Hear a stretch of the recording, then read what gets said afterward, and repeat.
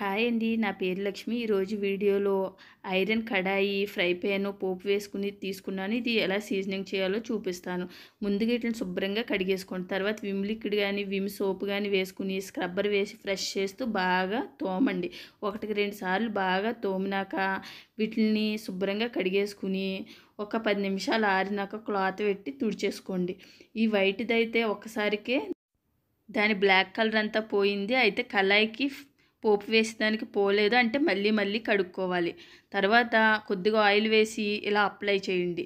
తర్వాత ఒక అరగంట తర్వాత స్టవ్ మీద పెట్టుకుని సిమ్లో పెట్టుకుని ఆయిల్ వేసి, ఉల్లిపాయ ముక్కలు వేసి, సాల్ట్ వేసి సైడ్కి కూడా ఫ్రై అయ్యేలాగా స్ప్రెడ్ చేస్తూ వేయించుకున్నాక చల్లారినాక ఉల్లిపాయ ముక్కలు తీసేసి మళ్ళీ విమ్ లిక్విడ్ వేసి స్క్రబ్బర్ పెట్టి ఫ్రెష్ చేస్తూ కడుక్కుని ఆరినాక మళ్ళీ క్లాత్ పెట్టి తుడుచుకుని ఆయిల్ అప్లై చేసి ఎప్పుడు కావాలంటే అప్పుడు వంటలు యూజ్ చేసుకోవడమే. Like, subscribe.